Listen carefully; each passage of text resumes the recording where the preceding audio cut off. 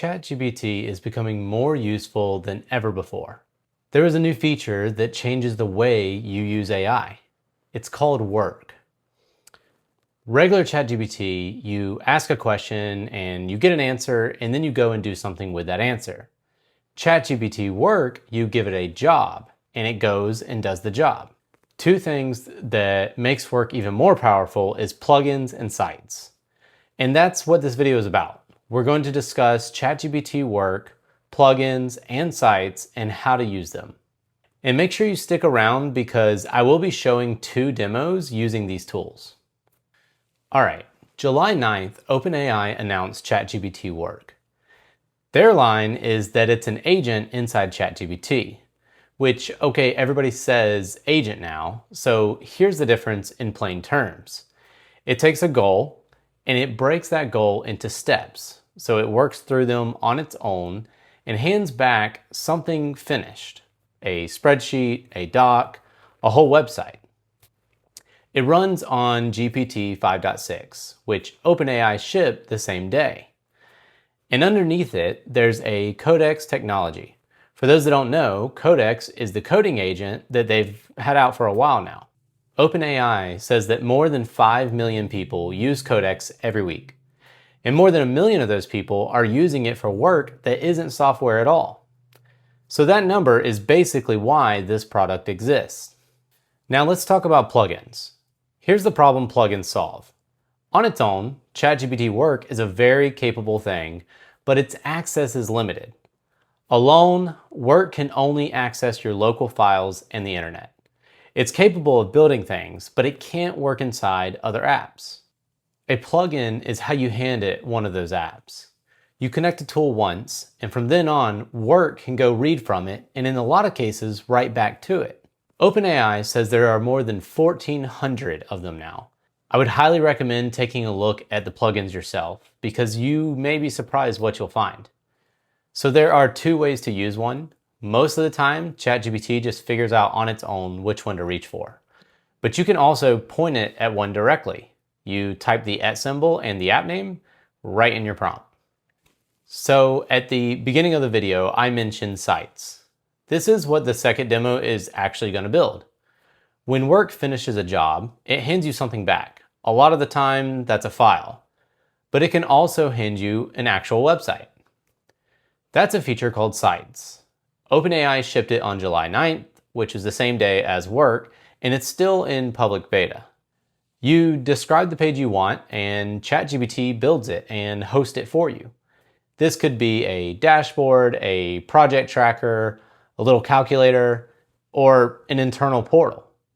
There's no server to set up and nothing to deploy. Basically, you get a URL and it's ready to be shared. And the great thing is you decide who that URL works for. A new site starts as private. From there, you open it up to specific people or your whole workspace or the entire internet. There are a couple of catches though. A site can't pull from a live source yet, so whatever you build is a snapshot. If you want the numbers to stay current, you've got to set up something separate to go refresh it. And we'll talk about that later in the demo. So real quick, before we start the demo, Work does not cost what chat costs. So chatting is covered by your subscription the way you're used to, but Work isn't. It runs on the same usage structure as Codex, so the more work a task takes, the more of your included usage it eats. So if you ask a question in chat, it's basically free. But when you hand a real job to Work, that's going to take a real chunk out of your usage. So really, it's just a different mental model. You're not sending messages anymore, you're buying work. So make sure you budget for that the first week, especially when you're poking around and you don't know what anything costs yet. All right, so for the first demo, I'm going to be demonstrating how to use the actual plugins. So in this case, you can use the plugins in the chat window or in the work window. For the demo, we will be working in Work. So I'm going to go ahead and paste in the prompt that I have.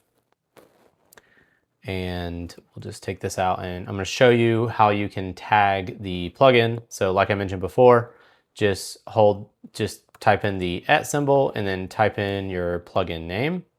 So we're gonna use Instacart here. So the prompt reads, use the Instacart plugin and shop for 5 nights of healthy dinners from Aldi's that feeds 2 people. So we're gonna see here how the agent can actually open up my Instacart account and then do all the shopping for me and then add it to my cart. So this is really cool to me because we've gotten really lazy as Americans. And at first they created Instacart and we got lazy to where we didn't even want to go to the store to do the shopping. And now we're to the point where we're too lazy to even do the online shopping. So we'll just have ChatGPT do it for us. So yeah, as you can see with the plugin, ChatGPT was able to go and do all my shopping for me inside my real Instacart account.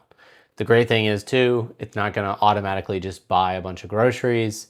It will just simply add it to your cart and then you just have to manually check out yourself. So I do wanna take this step a little bit further and we're gonna ask ChatGPT to create recipe plans for all 5 dinners. And once it creates the recipes, let's have it go ahead and just email it to me. That way I have the recipes. So we'll just say,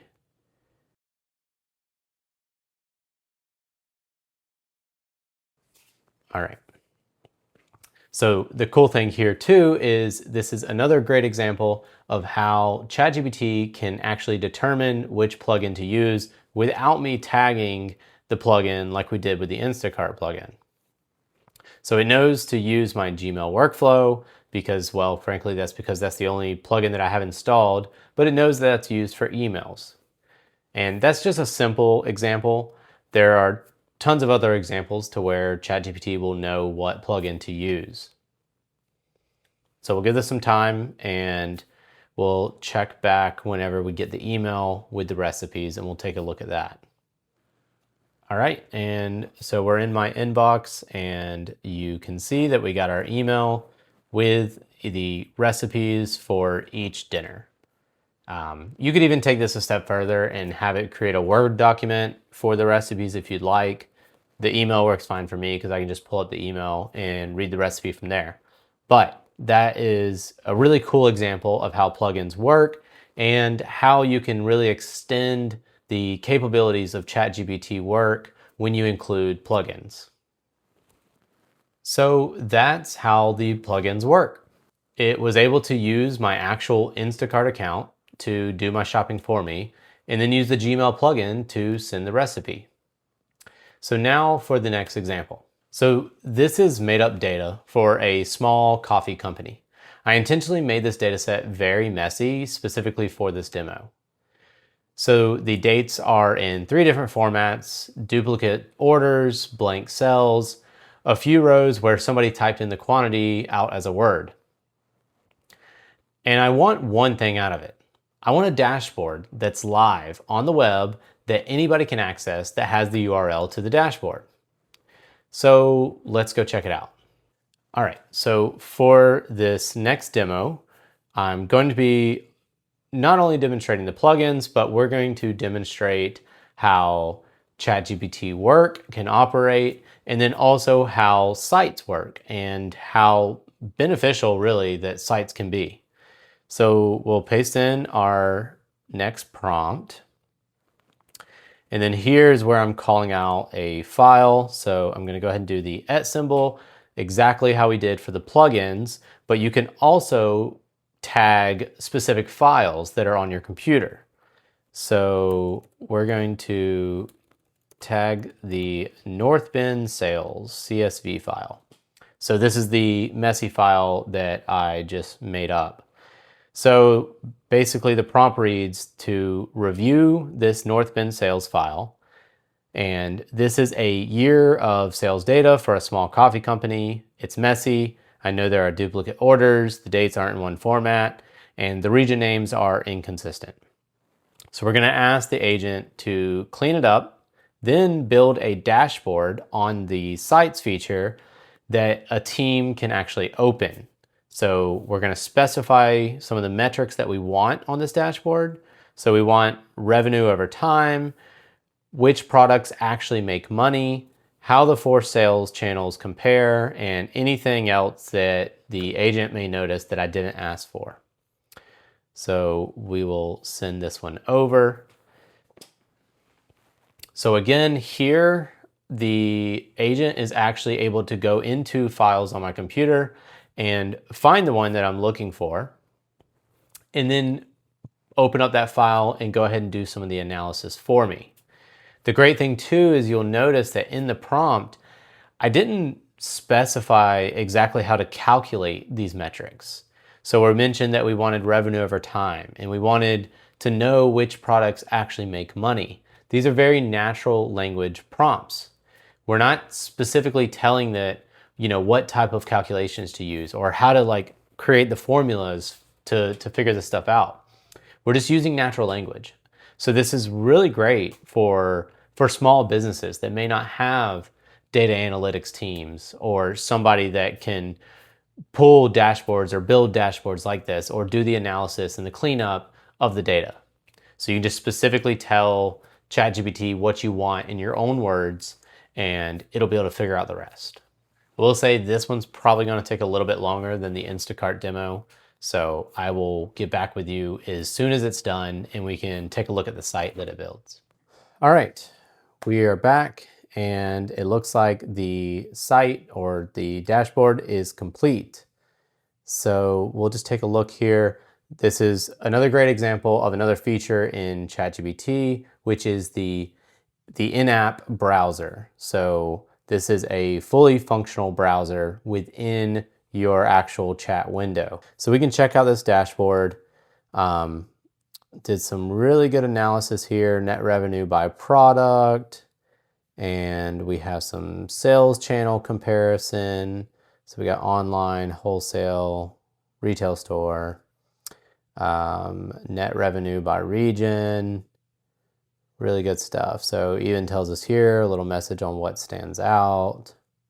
So very detailed dashboard here.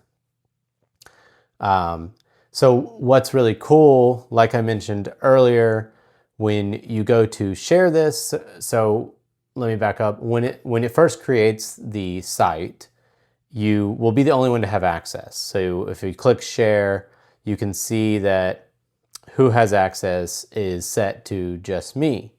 But you can change this to anyone on the internet, and then we can publish this site. So this now actually will deploy your site to the hosting system of ChatGPT. So let's go ahead and visit this site. So you can see this is now a fully functional site. In this case, it's a dashboard, but you could basically share this URL with any team members. So any people in the company could use this, access this URL. They do not have to even have a ChatGPT account. So this is really a great use case for something like this. So data analytics and having dashboards set up can all be hosted with ChatGPT. So this looks really good. Very impressed with that. So to take this one step further, like I mentioned, this is not live data. So it's using the data from the CSV file that I provided, and it created this dashboard. But what if we wanted ChatGPT to update this data for us? Well, we can do that by adding a scheduled task. So essentially, I could tell the agent, monitor this folder, and anytime that I add a new export of this CSV, go ahead and refresh the dashboard on our site. All right, so we're going to add this prompt here. So we're basically going to say that every Monday at 8 a.m., check the North Bend sales folder for a new export. If there is one, clean it the same way you clean this one and add it to the dashboard. And tell me anything that moved more than 15% from the week before. So we'll go ahead and send this prompt over. And this should automatically flag the agent to use the scheduled task skill. These type of tasks will still continue to run even when you don't have your computer on. So that was a problem before with other AI agents, specifically from Claude, where you had to have your computer on for these tasks to run, which kind of defeats the whole purpose of having a scheduled task, if you ask me. But now you don't have to worry about that. So basically, you just set up the task, and then if your computer's off, it'll still run, because now it runs in the cloud rather than just on your local computer. All right, so it came back and it said that it scheduled the refresh for every Monday at 8 a.m., but I don't feel confident that it actually created a scheduled task for this. So, because when I went to check here and I went to active, I don't see the new scheduled task in here. So, because these are actually some that I had for myself. So let's go back here, and I'm going to show you another way to do this that may save you some time in the future. So back to the symbol, where you can tag, as we've seen now in the video, either a plugin or an actual file. Well, you can also call out skills. So we're going to tell it to use, and then we'll use the and then we're going to type in schedule, and you'll see right here the Anthropic skills schedule. So we'll use that to create an actual scheduled task for this. Okay, simple as that, but let's just make sure it actually creates the scheduled task inside the app. Okay, so it says that it created the actual standalone task. Let's check here in the scheduled tasks. You can see there it is. So by calling out the skill using the symbol seems to do the trick. So keep that in mind for the future. So if we open it, you'll actually see the prompt that it wrote. I obviously did not write all this. This was from the agent in our chat window earlier. So hopefully now you got a glimpse of how powerful work and plugins can be inside ChatGPT. These were just quick examples that I threw together, but I hope that it encourages you to start getting creative with AI. Basically, at this point, you really just stop writing prompts and you start writing assignments. Once you've done that a few times, going back to copying and pasting between 6 tabs feels a little ridiculous. If you want to be sure to stay up with the latest news and features in AI, that's what I do here. So subscribing is just the shortcut. I'll see you in the next one.